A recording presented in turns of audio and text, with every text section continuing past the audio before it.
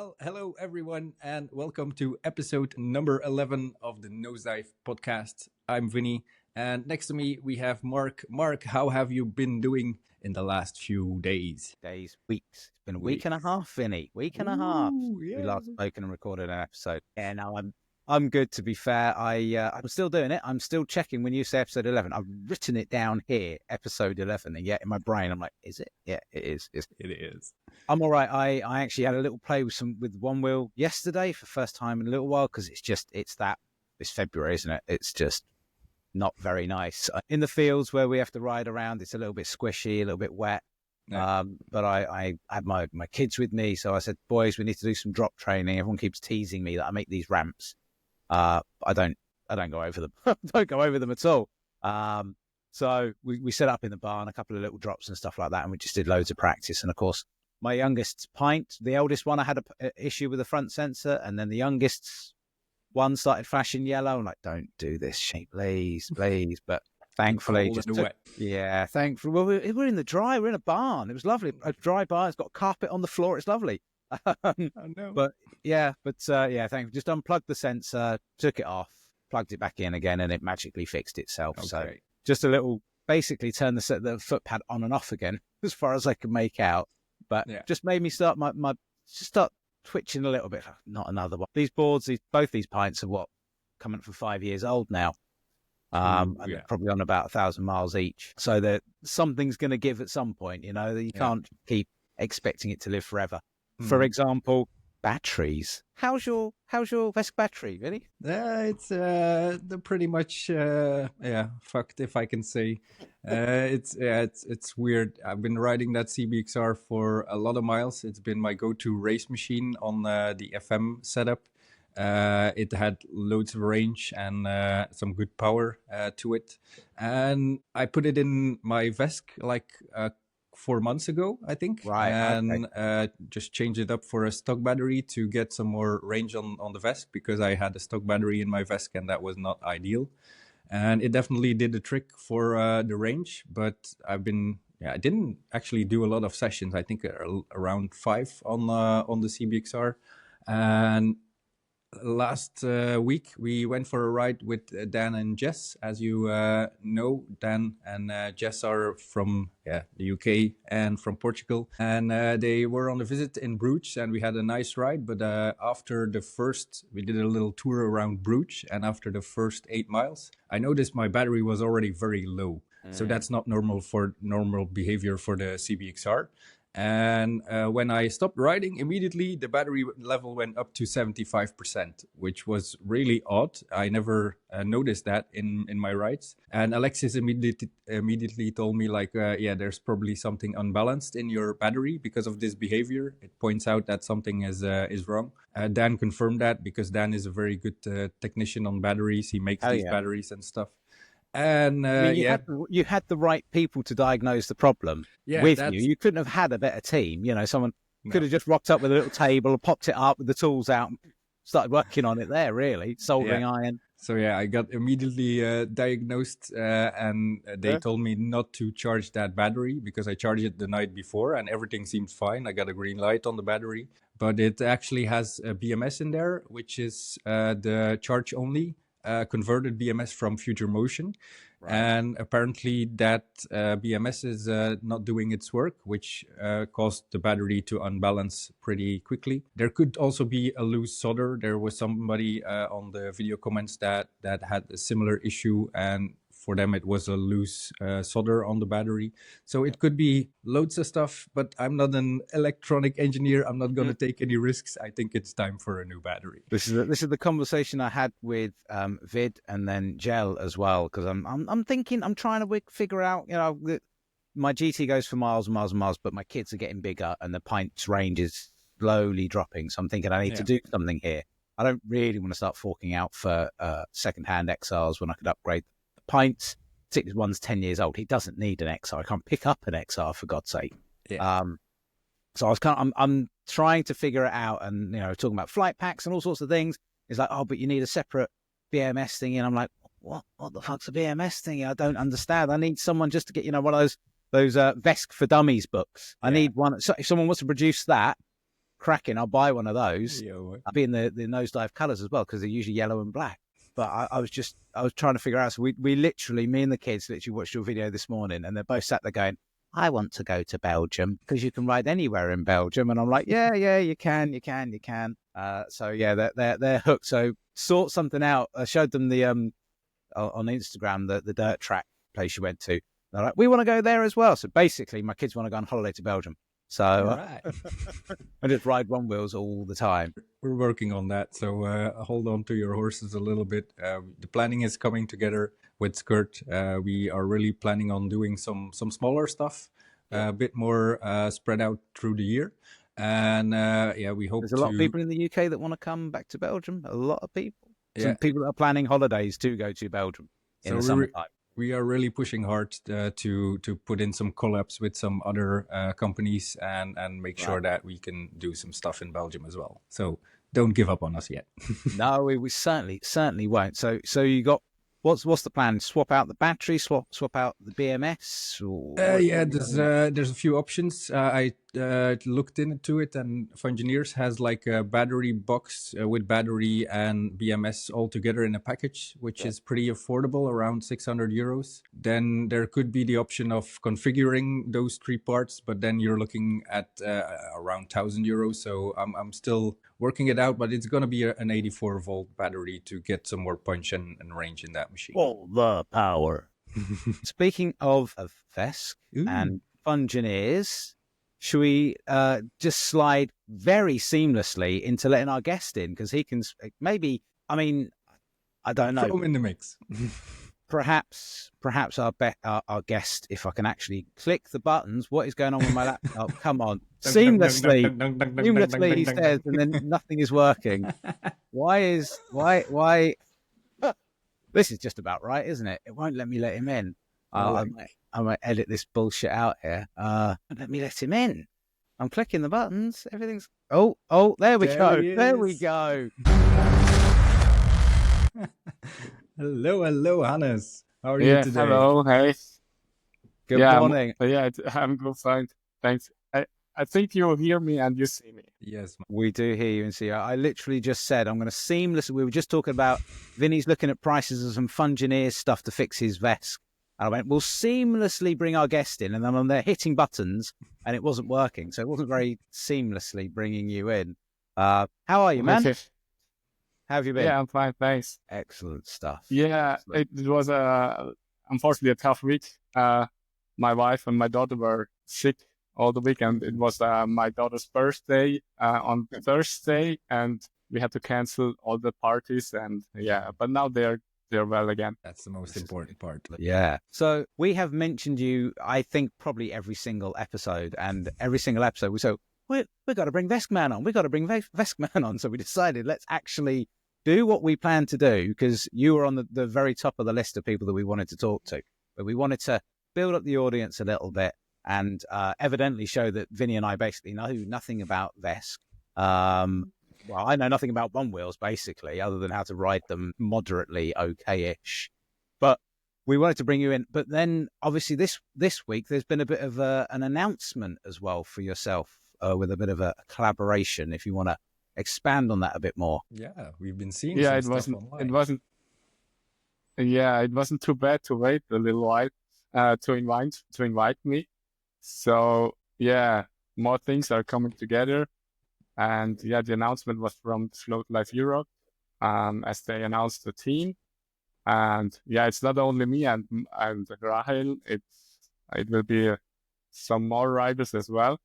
Yeah, don't let so the cat out of the forming bag. a team.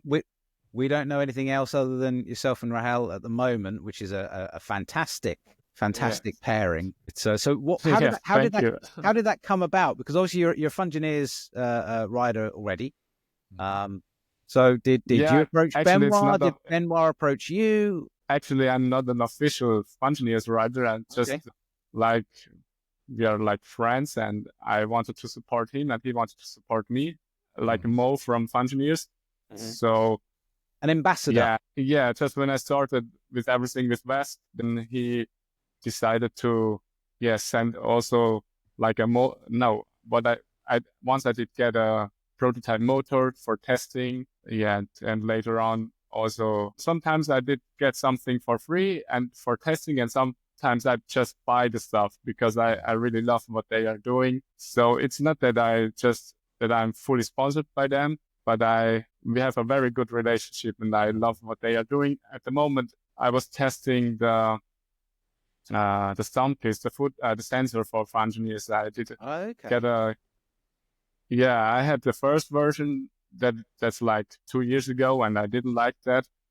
And now they improved and came out with also with the footpad and the sensor, but it had a lot of for multiple riders, and it turned out to get ghosting issues. So they tried to improve the sensor, and I did get another one, a new version, but it's not the latest version that I have. So they already have another new version that I don't have. So okay. Yeah. Maybe they found a new So a new best friend.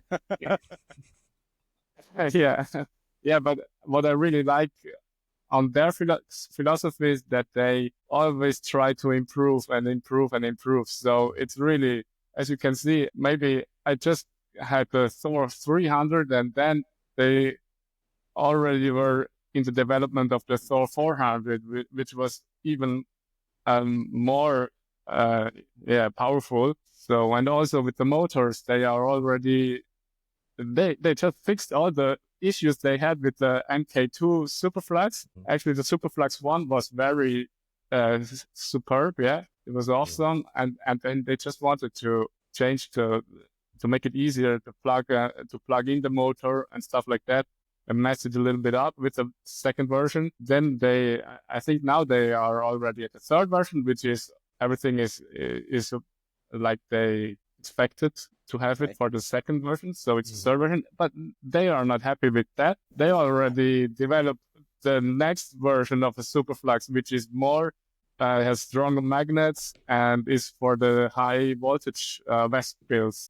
That's what I really love about the Vance. They don't stop. They just go forward. That's what I really like. We've jumped a little bit ahead there talking about sensors and superflux motors and words that I understand in the English language but might not necessarily tie to one wheels. But we are very guilty in our podcast of talking to the people that we know quite well and not actually getting them to introduce themselves. And I always forget this. Did it with Fabio in the last podcast that we've yet to release yet. It was like, oh yeah, Fabio, maybe we should stop chatting for the last 20 minutes and just say, who are you? So Hannes, who are you? Introduce yourself. Yeah, okay. Hi, I'm Hannes Schatzmann.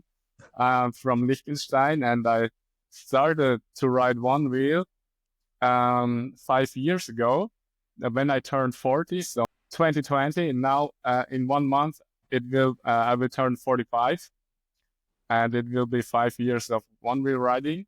And yeah, I never thought it would come out like it is now. So when I saw a rider on the one wheel, it happened in Vienna when I was with the family there, and we were drinking coffee and had breakfast, and then I saw just someone cruising through the pedestrian area, and I was like, huh? What's that? It looks like he was snowboarding, huh? And yeah, the good thing, one wheel has a really easy name to Google, because what I saw is like snowboarding on one wheel. So it didn't take long for a experienced Google searcher to find out that it is a one wheel. And yeah, actually, I had dreams of having a one wheel, and I had to wait a couple months until I got it. I just ordered one, and I never tried it before, and I just ordered it, and it was a perfect match. Yeah, until I went to the skate park, and then all the shit happened. Because, yeah, actually, I looked a lot of videos ahead before I ordered the one wheel, and I said, okay, you can cruise, you can carve, that's all cool, but I need to have a little bit more action with that. And then I saw the videos from Jeff McCosker, and also from Odie and Floaty McFly, how they do at the park, doing tricks, doing jumps. And yeah, I was okay. That's something for me, yeah. And so I ordered it, and then, yeah, unfortunately, it didn't hold up that long when I started to do tricks. From my my little bit of research, which I just call stalking online, you ordered it, and then, as far as I can make out, broke it within about 8 weeks, as far as I can make out. Because I scrolled right the way back through your Instagram, Instagram, yeah, and having a it's very, yeah. It's also with Instagram for me. It was like, yeah, I want to have a gallery and like also like, yeah, how I do, and it's so funny how it turned out that from day one to now, if you scroll through what everything happened, and actually it wasn't 8 weeks because I was waiting 7 weeks to receive the float plates, you know. And I waited for the float plates to go to the skate park, and it was like, it was COVID, and I had to wait for like 8 weeks, and then the day when I got the float plates, I went to the skate park and I broke the onewheel. It was really the first ever session and the first no slide that I landed, and it broke. I was like, no. Yeah, okay. But then I went on, tried to fix it. I went right the way back, and I thought, well, first things first. Yeah. I feel sort of really bad because I bought onewheel, same as you, turned 40 in July of 2020, and bought myself a onewheel because why wouldn't you? And then I look at your progression and my progression, but let's not focus on that because you've got a lot more background in board sports than I ever had in my life. So we don't need to focus on how terrible I am. But one of the posts I love it that you posted up, it was you'd broken it, and it was the seal. If you break the seal, you void the warranty and stuff like that. And you just commented, it means I can open it anyway. And that's just kind of like popping the cork off Vescman being born, in that I can open this. I can fettle. I can start doing stuff. And then everything took off from there, basically. Yeah, it took a year to realize that I should go to Vesc. So at the moment when I broke it first time, I didn't know about Vesc. I even didn't know about Vesc the last time I broke one of my Future Motion controllers. Okay. And because I had already 3 replacements for that first XR that I bought. And then I was about, okay, that's not how it can be for me for the future. I can't afford a new board every month or two, a new board. Yeah. Either I have to stop now, or there must be something better. And I was talking to Igor, who had a one-wheel rider shop at that time from Poland. Mm-hmm. And he was with Victor from Custom Wheel Shop in contact, and they were talking about that Vesc controller, and Igor was trying some new settings, and then and I was waiting for the next repaired Future Motion controller from Igor, so he did the repairs for me. Right. And then I asked him, what do you think? You are talking about that other controller. Do you think that could be something for me? Because maybe, it's just a better solution, And they said, but it's not so good for tricks, and it's not at the same level for the riding experience. Mm-hmm. And it was my decision then to go into the Vesc, journey, adventure, and step back from the good riding that I had when the board worked. The Future Motion board. But as I'm also how do you say that? I'm like a little bit nerdy. I'm also a little bit a nerd. Mm-hmm. And I'm very interested in tweaking and trying to find settings. So there was not much information out at that time when I started with Vesc. They told me, just Google it. But it wasn't that easy, like Google onewheels.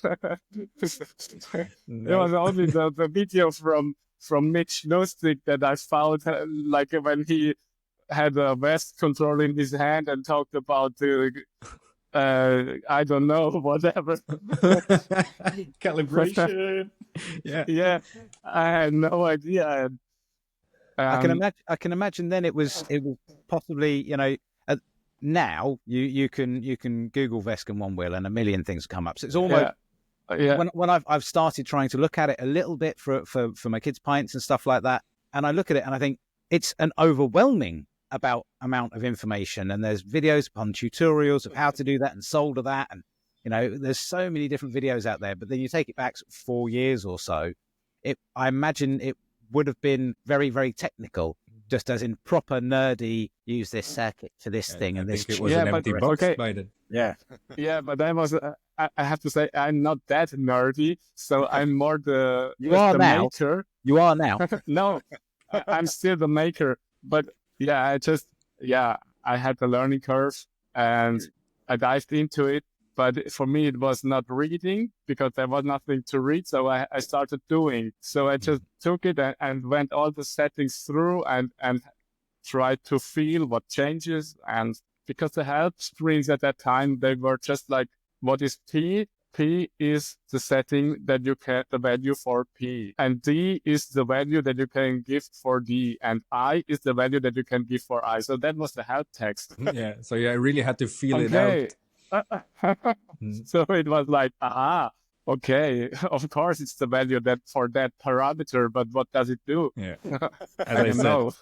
As I said, an empty box. So you really had to feel out every setting and look for what does this do to the board and go through all the settings. Yeah, I spent hours every night in my garage and just by riding up and down, back and forth and turning around. And I mean, there were settings. I remembered I also have a post where I say, I did the first butter with a Vesc one wheel. I mean, I know how to do butters, but it wasn't possible at first with the Vesc because it just shut off, or I wasn't even able to go up the small ramp because it was so stiff, the board. As soon as I dropped the tail, it braked. It was like, okay. So that's why also Surf Dado worked on the ATR that would change the set point. And Mitch Lustig, I think it was him who implemented the torque tilt. At that time, there were different firmwares, and it was super funny that when I didn't know about Surf Dado, so someone else told me, hey, you have to hit him up. He's also working on Vesc. And I said, okay, I Googled that one and Surf Dado, he's really doing something, okay. And I just asked him. I don't know how I got in contact with him, but luckily he responded to my messages, and even he accepted what I was doing, because you have to imagine I was just like a nobody who just messes around with the settings, he does know nothing about it. And then on the other side, there were the real nerds that are developers and tech guys. So why should they listen to me? Because I don't know nothing. Fair point, Surf Dado checked my settings, and he had the same thought about who's that, what is he doing? But he gave it a try, and then he realized, oh damn, that's something different, and that feels very, very good. Yeah. He checked your credentials basically. Your credentials were the settings you'd started to play with, and realized that you've got a feel for something there. Okay, I like that. Yeah, and then I did get firmwares overnight, so I was testing the firmwares from him or the other one. And then it was like talking about I could feel. It's strange to say, but I could feel the bugs that were inside the code. So I could tell them, you have to set a limit here and maybe change this. And they did adjust it, and I did get it back, and then it worked. Yeah, I could test it again, and it worked better. So all in all, it took about a year, and to have, it was the last settings that was Mitch who implemented that filter that fixed the nose tipping. So all in all, it took 1 year to have it fixed. That it was a better ride than the future motion ride, in my opinion. And everything that came after that is just a cherry on top. So all the extra features that got implemented is just, even not needed, but it's just to have, yeah.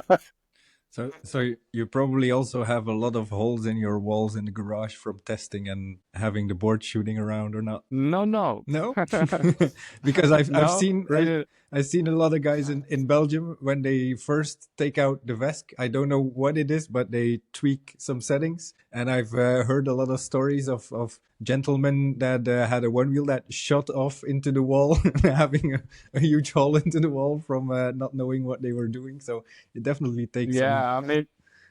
I mean, a lot of things happened to me while finding out how it works, but I was always like in a good distance to the surrounding, because I knew I started from scratch, and I knew everything I do. I don't know what happens, so it was cautioning from the beginning.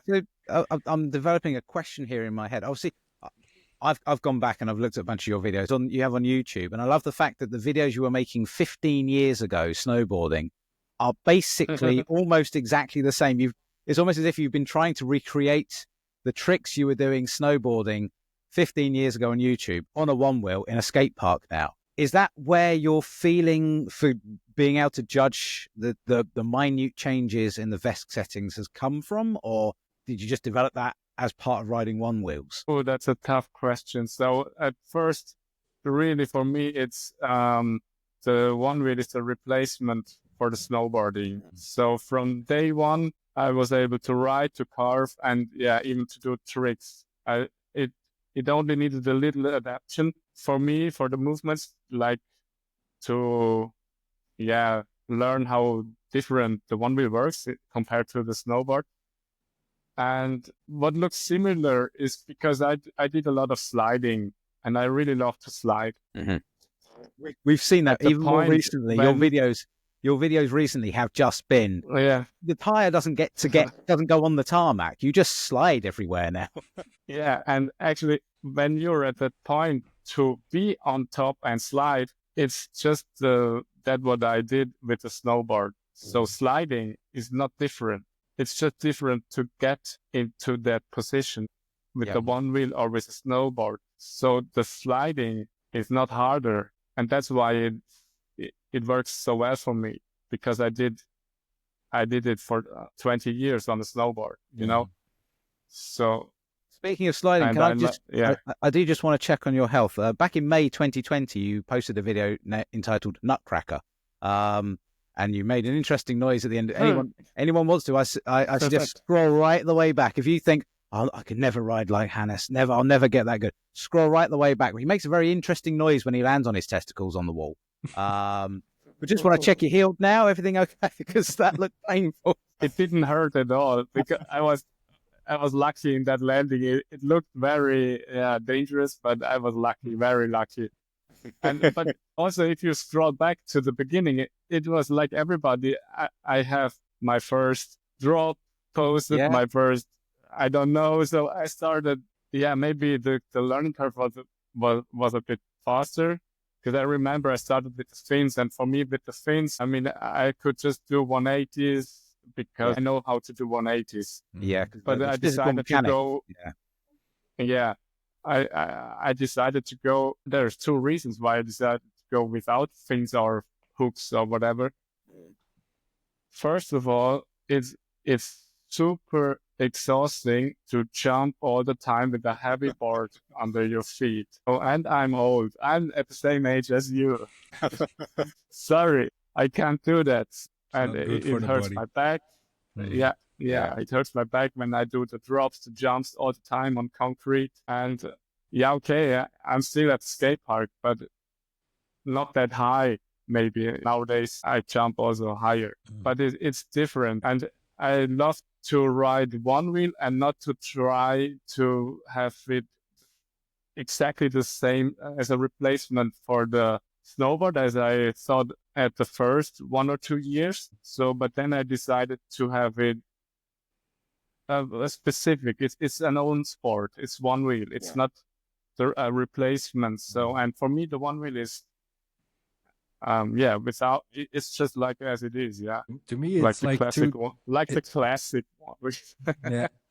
To me, it's like it's two different disciplines. If you have hooks or flight fins, or you are riding finless, I think it really shows two different styles, because the one you are loose and you really depend on your skills on the one wheel, and for the other you can just pull that one wheel in whatever direction you can. It does open up the possibility of a lot more tricks, because I've seen some dudes really doing like nose pick slides and really cool stuff on the bumpers with those fins. But it's like a different discipline, I think. Yeah, and I don't like to squeeze in or to spread out to get locked in. So it's also for me it was an unnatural movement or position. So with the fins, you always had to squeeze together, and that felt It's very narrow.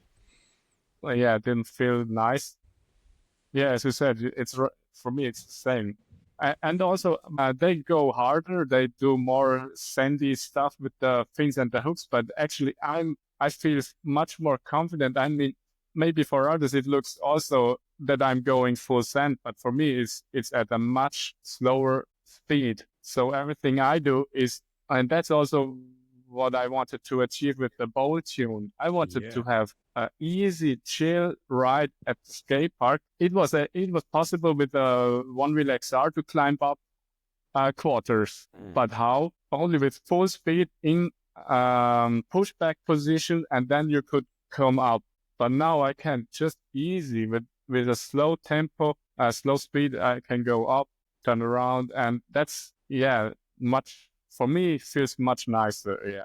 You have a very natural stance. I've watched you race, the pleasure of riding around a little bit with Portugal with you. Your stance of racing and your stance of your normal natural riding is almost exactly the same. Is interesting to see you ride, because you say, when I'd watched you race, and I was like, oh, it's just got a nice natural position. And when I was watching the heats of Portugal, I thought, Hannes isn't even trying. He's not really, there's no effort there. But then you go past it at God knows what speed, and then you're along the cliff top, and you are just sort of tootling along, exactly the same, very relaxed, comfortable stance, but just going at a normal speed. Do you have the same sort of stance when you're snowboarding, or do you change that technique? Do you kind of get on the snowboard and go, no, this doesn't have a wheel, I have to change different positions? Because you're locked in there, I guess. Yeah. So first, for the one wheel stance, for me, it's always like, also when I do tricks, or when you start riding, you should somehow get one with your wheel, so that all the movements, you don't have to think about it. So, and if you can go like 20 kilometers per hour or 30 or whatever, and you should still feel comfortable when riding at those speed, and only get faster when you when you're confident and feel comfortable with it. So for me, it's just, I can ride faster and still being comfortable. So that's just a difference. So when you ride slow, you feel comfortable. And I mean, in my brain, I don't feel comfortable when you see me. No, I'm super focused and I hate it and I'm scared, but I turn off. Yeah. And make, okay, now it's just fully trust in my machine, because I know my abilities. I can ride, but I'm afraid of having some issues with the machine when going at that speed. Mm-hmm. Yeah, and when you are slower and it turns off, it's not that, it's maybe not that bad. But yeah, I have to switch off all the parent mindset and everything, just okay, now you race. Before you came on, I was chatting with Vinie, saying I literally yesterday I've got all these ramps that I've built for our event, but I don't drop off of them because of parent mindset, age, whatever excuse I want to give myself. So I said to the kids, I said, we're going to go practice. We'll go into the farm, true. We'll practice. And I literally said what you said, that they were going down the drops, and they dropped and dropped and dropped and dropped and dropped and dropped. And I just stood there and went, I'm not doing it. I've got the kids going 15 minutes, just drop after drop. And I literally turned to my eldest and went, I'm in dad mode here. I don't want to do this because I don't want to injure myself. And it was just the parent, the adult mindset was stopping me. So I just jumped on the board and promptly just nosedived it off the end of the drop and then ran into a wall. But it is the parent switch. You do have to try and turn it off sometimes. You're right. I love that. Yeah. But now for me, it's enough racing. And the motivation to go to races was actually just to promote Vesc, to show that Vesc is the potential of Vesc. That was my only motivation to go to the races, because I always said I'm not a racer, but also when I go snowboarding, I've never been a racer. But if you challenge me to go downhill the mountain, I will do it. I will go straight down the mountain, no problem. And we did that a couple times. Yeah. And I have no fear when I got challenged for something like this. Okay, let's do it. I switch off, no fear, I go down, because I know I can do it. Yeah. What you're saying here is that if, like, Alexis or Jay, if you turned up at an event and they goaded you a little bit, they went, come on, Hannes, getting old. Do you think you can race anymore? Do you think you can do it? Do you think they might be able to encourage you to participate, maybe bring you out of retirement? He's going to be in the legends category soon, so. Oh, I know. Oh, I God. know. Oh, Yeah, come on. Give us a chance. No. I had another idea for, it's just an idea. But for the Swiss race, I think Alexis will be there, and maybe Jay as well. I don't know.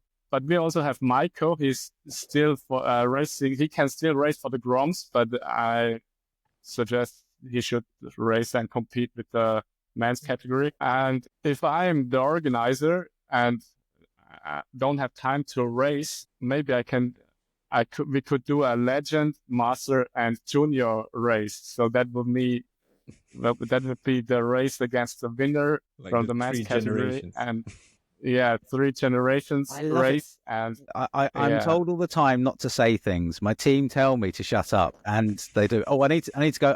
Ben always tells me to shut up, because Ben tells me I don't mention him on the podcast. But we had a meeting the other week for Shred the Shires. It's been 41 minutes, and it's the first time I've mentioned it.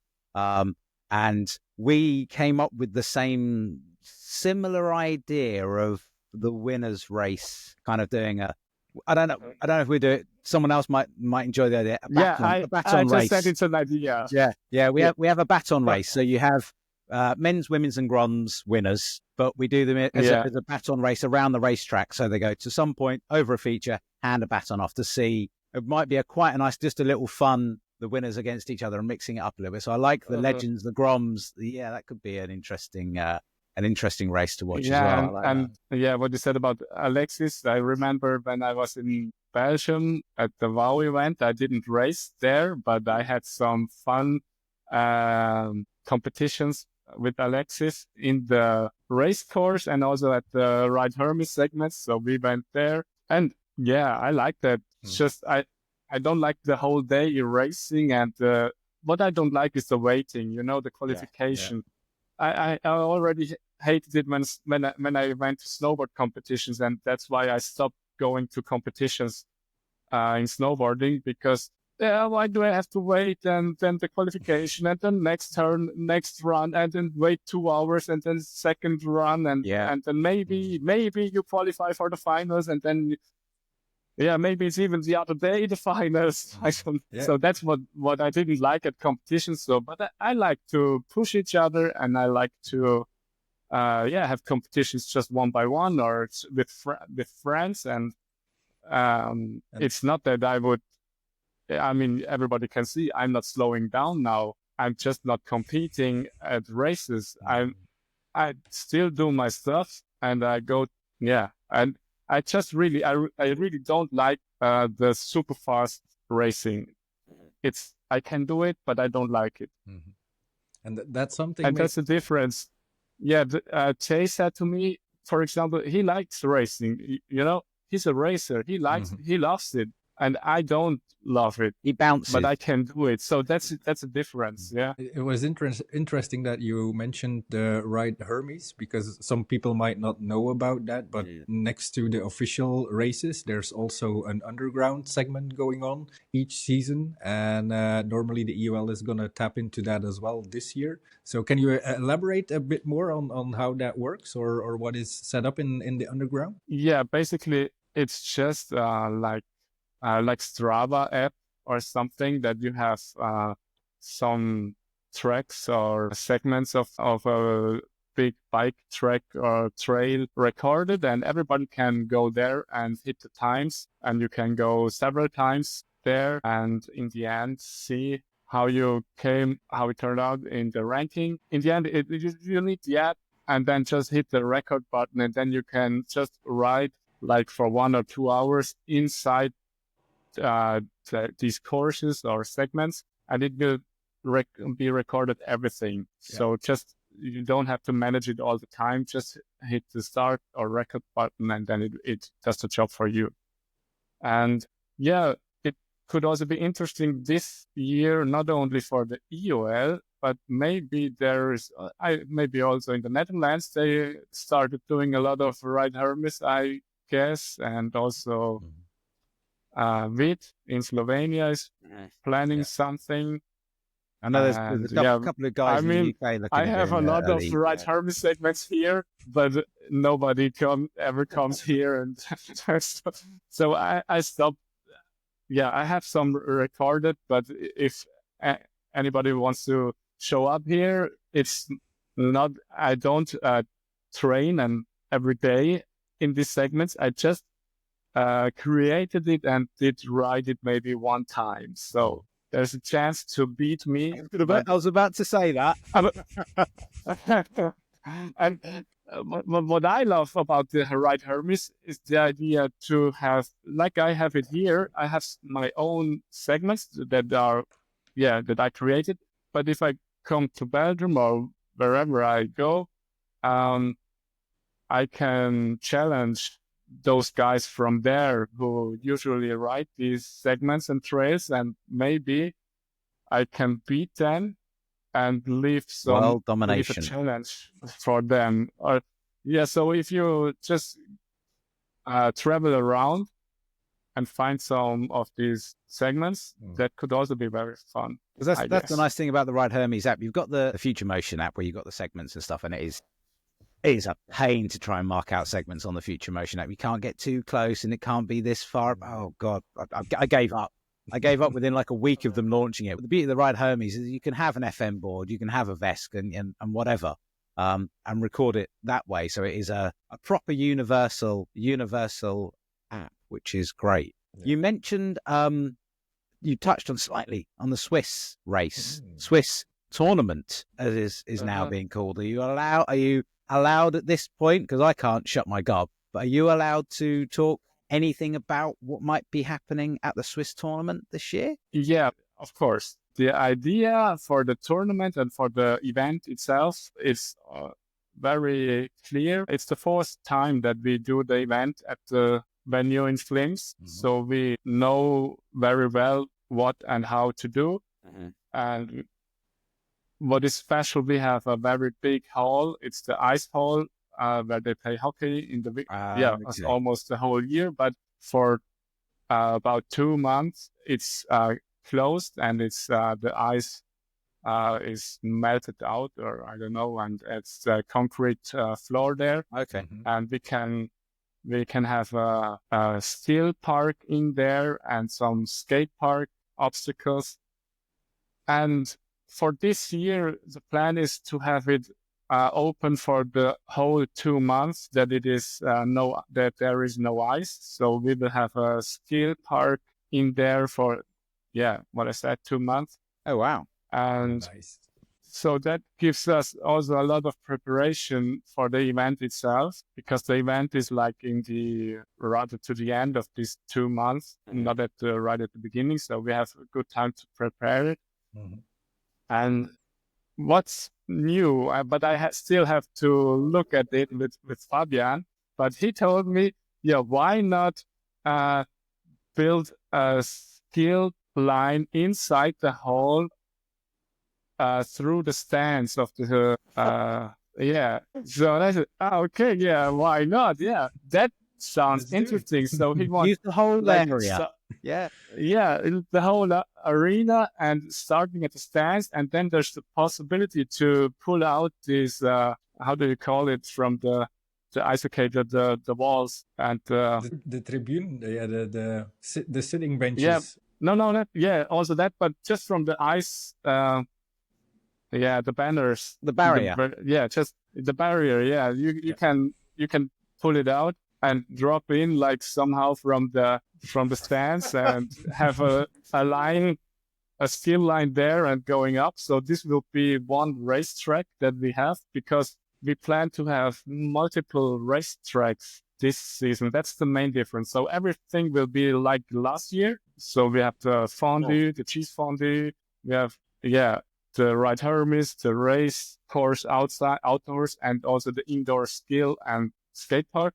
But we will try to set up 5 different styles of race courses. Wow. Fantastic. Proper tournament. That will be, yeah, it's a tournament. My idea is, yeah, what I said, I hate the waiting, at competitions. So I was thinking about, okay, how can we make it more enjoyable for everybody to be at an event and race if they want to race, but not wait most of the time. So we will start 5 races in parallel.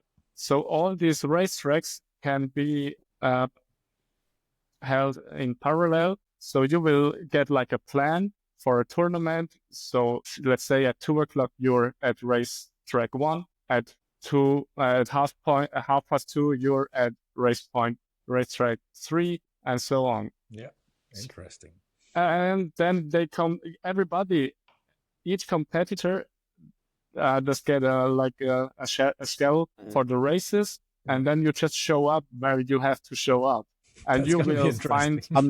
I'm in no way sitting here writing down some little notes, maybe taking a few little ideas. Might be. Yeah, why not? Well, we've come to the same conclusion that it is so boring to stand around, particularly if you're sort of first. Say some people might not want to race. Yeah, the scheduling is very important, and it will be. I don't know if I hope I can handle it, because it's a lot, man. It's a lot. But yeah, this will be a lot to have it easy for everybody for all competitors, and because we will mix all competitors, bronze, women and men, they are all in the same pool, and they will race each other, and they will collect points for the respective results and races. And we will have, as I said, the indoor skill line. Then we will have a border cross, which is more with berms and jumps, and you will do 3 laps there. And then we have a slalom, which is just for the agility, nimbleness and agility, not so speed. Goes up and down, and this, some are single lines and some are like 4 or 5 heads up races. Yeah. So you have everything, and the speed track, just the famous for in Switzerland, is where everybody goes like 50 kilometers per hour. So we have that as a single line for the race, and not single, so they compete at each other, but it's only the speed segment. And then we have the border cross segment, we have the slalom segment, we have the skill segment, and another skill, indoors. So that should all happen in parallel, and should be fun, like for 3 hours, I don't know, for everybody. You have some breaks, and you have some races, and after that you qualify for the finals. But everybody who was there had already 5 races done. So I think that should be a motivation for everybody, and you don't know against who you are racing. So it can be 2 girls and 2 kids, or it can be Alexis, Jay, Dan, and I don't know. So bad for you. Cool. What a cool concept, man. You really thought about this, and I hope you guys could pull it off. It seems like a very interesting setup to get everybody involved. Nice. As an organizer, my brain is going nuts in that you're going to have a breakdown. You're going to have an absolute breakdown by the end of it. Just sleep. Just stop. Yeah. Have some cheese and be happy. And it's a good excuse. It's a good excuse to not race for me. Yeah. I really have to do the work. Yeah, definitely. Definitely. We said in the last podcast, I don't think people really realize how much work is involved and how vital volunteers are and other team members are to make sure everything happens at the right time as you plan it. And nothing ever happens at the right time at one wheel events. Nothing ever goes off at the correct time. But that's going to be... I want to make a Swiss watch reference. Everything's going to go bang, bang, like bang on time. Yeah, like clockwork. Little cuckoo coming out of the hall to float. At the moment we plan to have all the races on Saturday, and on Friday is just arrival and the trick competition indoors, and on Sunday is more the ride Hermes and social ride day. So we have more time. Yeah. Just not only to go after the qualification to the ride Hermes, but today it's just we go into the woods. We have the social ride, and you can go wherever you want or stop by the ride Hermes segments and do this stuff. I have a couple of questions because I'm aware we're running over time a little bit. A couple of questions that I wanted to ask is, the first one mainly is, do you have the best skate park view in the world? Because I'm watching all your skate park videos and it's just the Swiss, I assume the Swiss Alps or whatever it is behind you. And most people have got sort of a few trees and a muddy football pitch, and you have got the best view. Anyone else would be distracted and you're like bored. It must be the best. Yeah, I'm sorry for all you guys, but I think I live at the perfect place. And I knew that where we are here, where I have my apartment, it's just between two skate parks, and on the other side. So it's just like when I go left, it's the skate park where also Johnny Geiger is a lot. So it's famous with the mountain in the background. Yeah. The other one to the right, and they are both, like in 2 or 3 minutes or 5 minutes, I'm there with the one wheel. And the other one is to the right side. And if I go up, I'm in the woods at the mountain, and if I go down, I'm at the riverside. So yeah, I love it. And that's why I don't go snowboarding anymore, because why should I? You have everything there. Absolutely. God, yeah. My other question, I know Vinny's probably got some of the question, but I wanted to just tie back because we asked Austin Silver this question. And I mean, I think he had to be a little bit conservative of his answer, but the question we asked him was, ideal board. If money was not an option, and you could get all the best tech, tire, motors, rails, sensors, and you're the man that gets to test all these things and has a finger on the pulse. So your ideal board. And I know you're going to say a trick board would be this and a trail board will be that. I know you're going to do that, but give us something here. Okay, yeah, because I can't have one for both situations. Yeah, so I agree on that. So at the moment I'm very happy with my trick board and with my trail board, but I have an idea for the board that I want to have by the end of the year, and I can talk about that, I guess, because it's just at the moment I have a big tire trail board and a slick with flat rails, trail and trick, but the first question that you asked today in the podcast was about Europe, the Float Life Europe team. Mm-hmm. And also the Engineers team. You asked me, I'm there and there.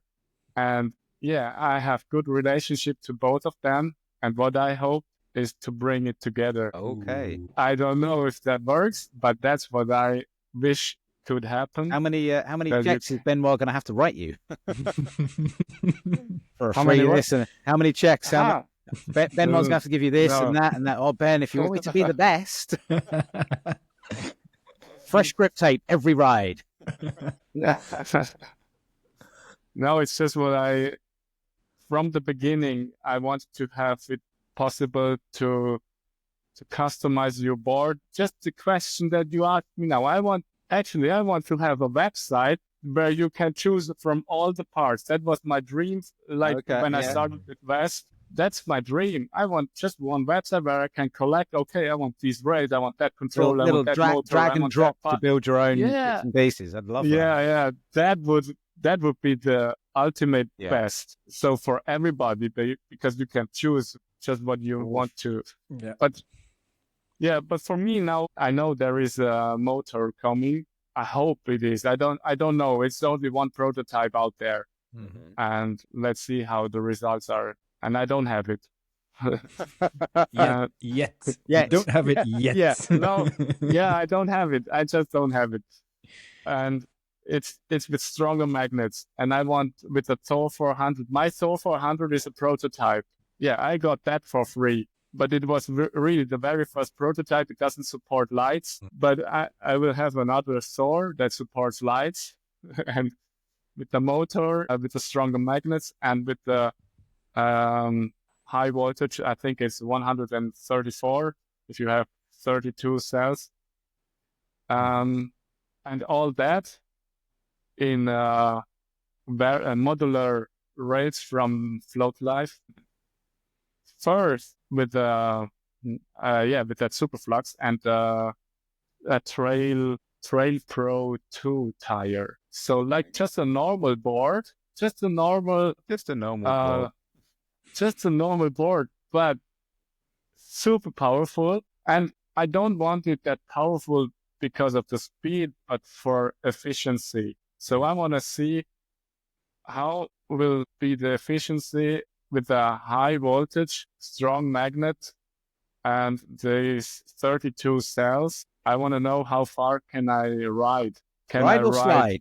Ride or slide? No, ride. Just keep on going all the way down the mountain. Can I go 50 kilometers? That's what I want to know. Yeah. Okay. Wow. Range-wise. And not just cruising, just cruising, not full speed, full send, just cruising 50 kilometers. And it would be for 50 kilometers, it would be, like I said, a normal board, like an XR. It's just an XR that can go 50 kilometers, that can go like 80 kilometers per hour if you want, or can. Yeah. You're looking for that Swiss efficiency. Yeah. There you go. There's the Swiss efficiency. That's what you want. It's like you build a sleeper. Like in the car business, you have like these sleeper cars. It looks like a very normal one, but it has all the specs that you would expect of a decent race machine. And it also makes it a lot safer, because that's why I'm mainly looking to Vesc. I'm not really into the high speed chasing, but I do want to have a decent machine that is safe. I was chasing some Vesc recently on my growler, and then you immediately feel that you don't have the power or the margin that they have. They were really cruising safely and riding away from me while I was already struggling to keep my one wheel under control. So there's definitely a difference there. Yeah. All right. So let's see how it turns out by the end of the year. So I'm looking forward to it. I think I will get it. Well, the Christmas will be bringing something I think they will get it.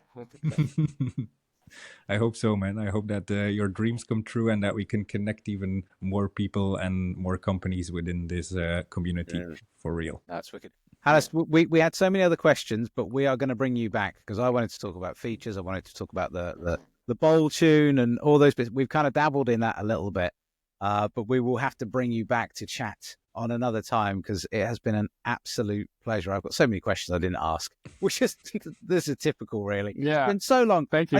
I do every time. It was fun. Yeah, it's been fantastic having you on. And well, I won't see you at the Swiss race because I'll be on my holidays then. But I know that there are a lot of people planning to come to Switzerland and enjoy the tournament. By the way. Yeah, I mean, the float Ben from the Float Life will be there. He's been there for the last 2 times, but yeah, Mo from Banjali has promised that he will also come there. All right. So, but I have to talk again with him. Yeah.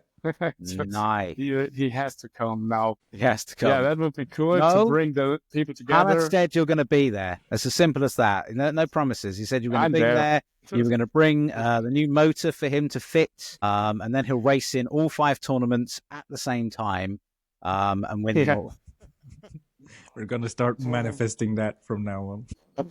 And someone will slip in some pink anodized stees for Vinie as well. Yeah, I got news, dudes. Oh. There's pink anodized varials on the way from the States. It's not the Oh, Bodhi stees, but okay. it's already pink varials. I was very lucky that somebody picked that up, and I suddenly got a message like, ping, I've ordered these pink varials for you. I was like, what? Nice. So keep manifesting, people, keep manifesting. It always does the trick. Fantastic. Thank you for coming on, Hannes. Thank you again. It's been an absolute pleasure. Weirdly, we never do this during the daytime. It's always at night. It's always at night for us. So it's nice that I get to go and do something for the rest of the day now. It's brilliant. So thanks for coming along, man. And we will see you again. Very soon. Yeah, thank you for having me. See you. Thank you so much. Peace Thank out. you. Cheers. What a nice dude that has done so much for the European community. As you know, we mainly depend on Vesc here because Future Motion is far too far across the pond and far too expensive to get us spare parts, let alone have the right to repair. So really interesting to dive a little bit deeper. We just skimmed off the top, but what a dude. What a dude. We took the top off of the cream there, really, and there is so much more to talk about. But we will bring Hannes back at some point. We say this quite a lot, but there's a lot of people that we want to chat to before we start bringing back repeat offenders to talk a little bit more about their adventuring in onewheels. And obviously this board that he's teasing. He is teasing, and he wouldn't even, maybe it was a Fungineers motor, maybe it's Superflux motor. He kind of went, he was keeping that quiet. He was keeping that very, very quiet as somebody else is coming with playing with magnets somewhere. Magnets are fun. What can we do? Magnets are fun. Yeah. But we'll just see how well his manifestation. Why not? It's Sunday. I'm slightly hungover. It's Sunday. I'll use that word. Works out for this board, his Father Christmas board. Yeah, it would be nice to see what the potential is there, and these guys keep on pushing it. And as you see within the EUC community, where there is competition, they are already way beyond the 130 volt section. So I'm really curious where this is taking the onewheels and if they can manage that safely, because these squeezing boards, it into that space, isn't it? It's squeezing all of that power. Ultimately, you got the sort of, when I look at sort of pictures of a GT versus an XR, there's a lot more space in there, hence why it's got that. As a standard, it's got more power within it, but then it's just compressing all of those batteries, the voltages, the cells, the shit I don't understand, and just squeezing it in, keeping it to within the same size device. Otherwise, you're just going to end up with a massive, might as well just get an EUC. You might as well just stand on a box. If you check the alternatives already, like the float box razor rails with the float pack, it's so thin, it's like 1.5 centimeter. Yeah, and it is not the full material. It is a bent. I don't think it's steel. It's another thing that they put together. But it's so thin and so light, and the battery is 130 volts, fits right in there. Wow. So I can't imagine where they're gonna take this. There was also a dude in France who made an inox onewheel. I don't know if you saw that passing by. He also very thin, but a straight model, because the float box has a little W shape in there. But the one dude in France, I can't come up with his name. I'll check if you can pop it up here. But he had a very sleek onewheel, very thin, and it looked like something similar to the Razor setup. I think he got his inspiration there, and people are really experimenting with some cool stuff here in Europe. The beauty is the innovation. It really is. It's the passion that, as Hannes said, the Fungineers guys, they make something, they sell a few copies of it, and they go, but can we do better? Can we progress? And because they are selling, I want to say, individual parts, you can obviously buy the whole kit and caboodle as well, but because it's individual aspects of something, that allows you to update your board with a new sensor, with a new motor, with a new BMS, whatever it is, rather than the competitor, which is, Future Motion, which is buy the whole new board. Yes, you can buy a new motor, but you can only put the GTS motor in your GT. And, the innovation allows people to play further and further. And when I watch videos on YouTube, there are more and more people in the States talking about and moving into Vesc. And I wonder how long things like the competition rules in the ORL, where ultimately you get for race for the rail and it is only FM boards, how soon those other events will just focus on having bigger prizes for the winners rather than just being Race for the Rail being the final big event, because they're going to allow for that innovation, because people will then want to compete, which means, like our event, more people turn up because they can compete, because they have a board that they are allowed to win on. So the innovation is wonderful to see. Not that I understand a damn thing about it, but I'll get there. I'll write my idiot's guide if I have to. I'll write an idiot's guide at some point, how to do that. But we'll keep on reporting on this stuff, and hopefully try to shine a little light on all those minds like us, because for me it also, like now with the battery stuff, I really have to give it out of my hands, because I'm not gonna fiddle with that. It's for me it's too dangerous to start opening batteries and stuff like that. So I trust in the community we have. We have a very supportive community as well. All the forums that you have online, the Facebook groups. If you need a line, just look up a WhatsApp group. The Holland guys, also the Stoke Seekers, they have a fully committed WhatsApp group, and you find all the information that you need. They're always willing to help, and if you can't figure it out yourself, they're even come to your house like Fit. They come and check whatever is the issue. So what a beautiful community. It is. Right, that's it. Got to be done. It's Sunday for us. I got that. Maybe I'll publish this on a Sunday, and then it'll make sense for once. I can hear the grandfather clock chiming away in the background saying I've got to go and do some work now. So yeah, definitely. Once again, take it away, Vinie. Yeah, if you want to help us out in getting this content to other people, just give it a like, subscribe to the content if you like it, put on the bell if you don't want to miss anything. And Mark, take it away. Keep that nose up. Booyah.